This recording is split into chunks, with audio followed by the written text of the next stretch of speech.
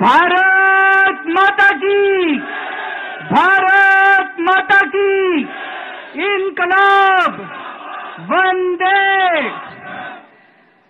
दोस्तों, माननीय supreme court ने मुझे 21 दिन की मोहलत दी थी। मैं तहे दिल से सुप्रीम कोर्ट का शुक्रिया अदा करना चाहता हूं, बहुत बहुत। उन्होंने चुनाव प्रचार करने के लिए मुझे ये मोहलत दी थी। 21 दिन कल पूरे हुए। अब यहां से मैं सीधा तिहाड़ जा रहा हूं। ये 21 दिन मेरे लिए बहुत विस्मरणीय है। मैंने एक भी मिनट खराब नहीं किया। रात दिन 24 घंटे देश को बचाने के लिए प्रचार किया है। केवल आम आदमी पार्टी के लिए प्रचार नहीं किया, सारी पार्टियों के लिए प्रचार किया। बंबई भी गया, भिवंडी भी गया, हरियाणा भी गया, उत्तर प्रदेश भी गया, पंजाब भी गया, जमशेदपुर भी गया। जहां मौका मिला, जहां जिसने बुलाया, उसी के लिए प्रचार करने के लिए गया, देश बचाने के लिए। मेरे सामने देश था। आम आदमी पार्टी इंपॉर्टेंट नहीं है, आम आदमी पार्टी सेकेंडरी है, पहली हमारे लिए देश है।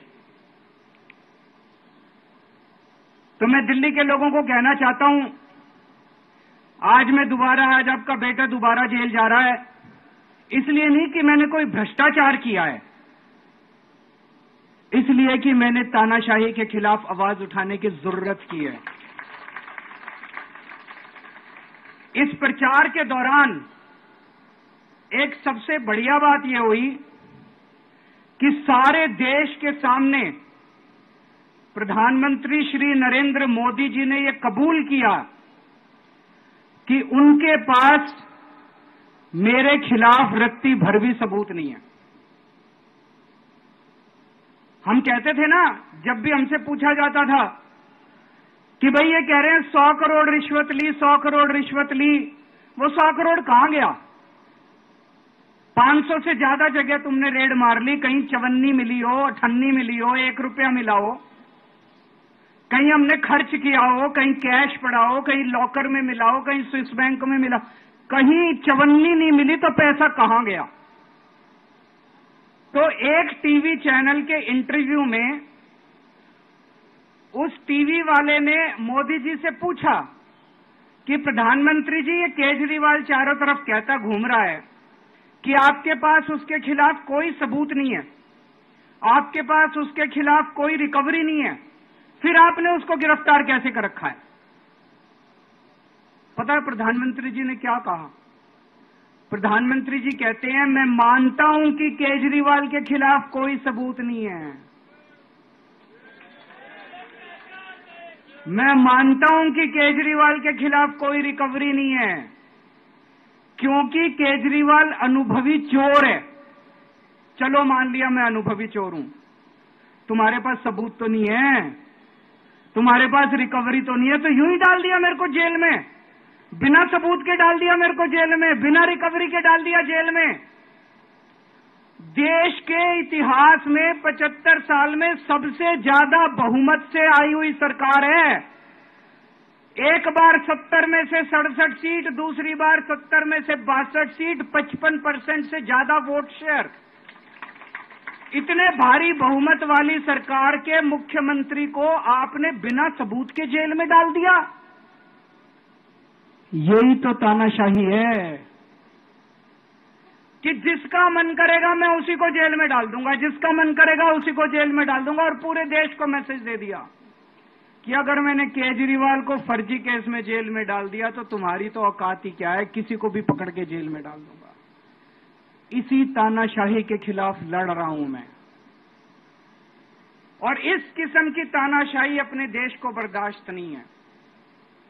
भगत सिंह ने कहा था ना कि जब सत्ता तानाशाही हो जाए तो जेल जिम्मेदारी बन जाती है, सबकी जिम्मेदारी है जेल में जाना, इसके खिलाफ आवाज उठाना। भगत सिंह के चेले हैं। भगत सिंह देश को बचाने के लिए, देश को आजाद कराने के लिए जेल गए थे। भगत सिंह देश को आजाद कराने के लिए फांसी पे चढ़े थे, हम देश को बचाने के लिए जेल जा रहे हैं। इस बार जब जा रहा हूं, मुझे नहीं पता अब मैं कब वापस आऊंगा, मुझे नहीं पता ये क्या करेंगे मेरे साथ जेल में, लेकिन मुझे कोई परवाह नहीं है, जो मर्जी करें। अगर भगत सिंह फांसी पे चढ़ गए, मैं भी फांसी पे चढ़ने के लिए तैयार हूं। मेरे शरीर का एक एक कतरा इस देश के लिए है, मेरे शरीर के खून की एक एक बूंद इस देश के लिए है, मेरे जीवन का एक एक पल देश के लिए है।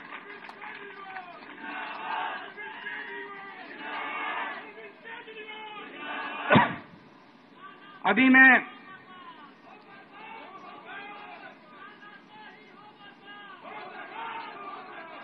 अभी राजघाट गया था सभी साथियों के साथ।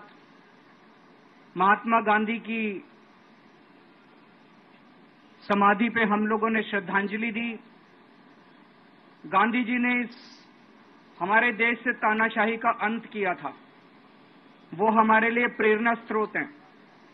उसके बाद हम कनॉट प्लेस गए, हनुमान मंदिर, वहां पे हमने हनुमान जी के मंदिर में जाके हनुमान जी का आशीर्वाद लिया। 4 तारीख को भी मंगलवार है, भली करेंगे बजरंगबली, करेंगे कि नहीं करेंगे? बोल बजरंगबली की। इनका नाश करेंगे, तानाशाहों का नाश करेंगे। अपने को किसी व्यक्ति विशेष से अपनी कोई दुश्मनी नहीं है, अपनी दुश्मनी तानाशाही से है, तानाशाही बर्दाश्त नहीं है अपने को। तो 4 तारीख को भी मंगलवार है और बजरंगबली का मेरे ऊपर, पार्टी के ऊपर बहुत आशीर्वाद है, देश के ऊपर बहुत आशीर्वाद है। मैं प्रार्थना करने गया था बजरंगबली को कि हे बजरंगबली मेरे देश को बचा लो। अभी कल एग्जिट पोल आए हैं, मेरे से लिखवा लो, सारे एग्जिट पोल फर्जी हैं, बिल्कुल फर्जी हैं। एक एग्जिट पोल वाले ने राजस्थान में टोटल 25 सीट है, उसमें 25 में से 33 दे दिए उन्होंने बीजेपी को। ऊपर से आया होगा भाई बीजेपी को ज्यादा देने हैं, तो उसने कहा मोदी जी क्या याद रखोगे आप भी, आपको 25 में से 33 दे दिए। तो पूरा का पूरा फर्जी है, पूरा एग्जिट पोल फर्जी है। लेकिन असली मुद्दा ये है, इनको गिनती से 3 दिन पहले फर्जी एग्जिट पोल कराने की क्या जरूरत थी, ये समझने वाली बात है।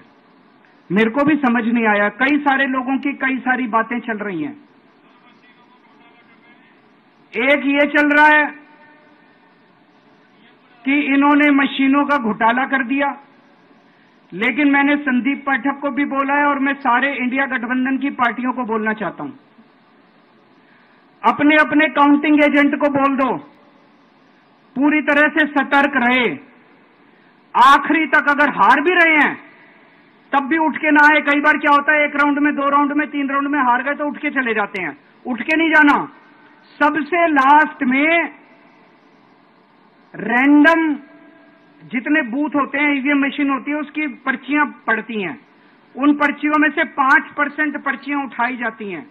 उन 5% ईवीएम की मैचिंग वीवीपैट की स्लिप से कराई जाती है। वीवीपैट पे जो स्लिप है उसकी काउंटिंग होती है, जैसे बैलेट पेपर की काउंटिंग होती थी, और उसकी काउंटिंग और ईवीएम की चेकिंग होती है दोनों की। एक भी मशीन अगर मैच ना करे तो वहां चुनाव रद्द कर दिया जाता है। तो अगर आपने ये चेकिंग कर ली वहां पे, तो इसका मतलब फिर ईवीएम का घोटाला हम बचा सकते हैं। फिर ईवीएम के घोटाला अगर कर रखा इन्होंने तो हम उसको एक्सपोज कर सकते हैं। तो सब लोगों ने लास्ट तक रुक के, आपका कैंडिडेट हार भी रहा है तब भी आखिरी तक रुक के आपको ये ईवीएम की चेकिंग करा के आनी है, ईवीएम और वीवीपैट की मैचिंग करा के आनी है। एक थ्योरी ये चल रही है कि इन्होंने इतना ज्यादा सीटें इसलिए दिखाई क्योंकि इनके लोगों ने शेयर मार्केट में इन्वेस्ट कर रखा है, और कल जब शेयर मार्केट खुले तो बम्पर होगा, तो ये अपने शेयर बेच बाच के अब खुद तो निकल लेंगे। बाकी एक थ्योरी ये चल रही है कि अफसरशाही पे दबाव डालने के लिए अगले 3 दिन में अफसरों से उल्टे सीधे काम कराने के लिए एक माहौल बना दिया गया। भाई आ तो हम ही रहे हैं, तो हमारी बात मानो, उल्टे सीधे काम करो, काउंटिंग में गड़बड़ कराएंगे, सब कुछ करेंगे, लेकिन फिर से मैं कह रहा हूं, अपने को, अपने काउंटिंग एजेंट, एआरओ, सब आरओ, सब लोगों को अपने को ट्रेन करके भेजना है और अपने को चौकन्ना रहना है। बाद में हम कहते रहे इन्होंने ये कर दिया, उसका कोई फायदा नहीं होगा, अभी अपने को चौकन्ना रहना है। एक छोरी ये चल रही है कि अगर इन्होंने कल ही कम सीट दिखा दी होती एग्जिट पोल वालों ने, तो हो सकता है कि इन दोनों के खिलाफ आरएसएस में और बीजेपी में कल ही बगावत शुरू हो जाती, 4 तारीख तक इंतजार ही नहीं होता, हो सकता है। तो कई सारी थ्योरी चल रही हैं, लेकिन अपने को सतर्क रहना है, चौकन्ना रहना है। मेरा अपना मानना है कि 4 तारीख को इनकी सरकार नहीं बन रही है।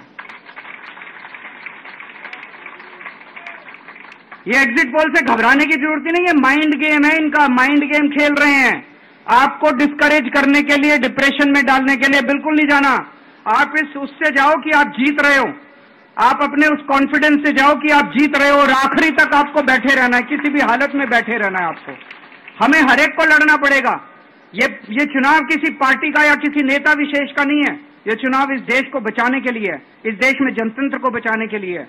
जिसके लिए भगत सिंह, गांधी जी सब लोग लड़े थे, वही माहौल आज है। जिस तरह से हमने अंग्रेजों को हटाया था, आज इस सत्ता को अपने को हटाना है। तो मैं सभी, आप सब लोगों का, सभी साथियों का बहुत बहुत शुक्रिया अदा करना चाहता हूं। बहुत साथ मिला आप लोगों का इन 21 दिनों में। अब जब भी मैं लौट के आऊंगा फिर मिलेंगे आप लोगों से, तब तक के लिए अलविदा।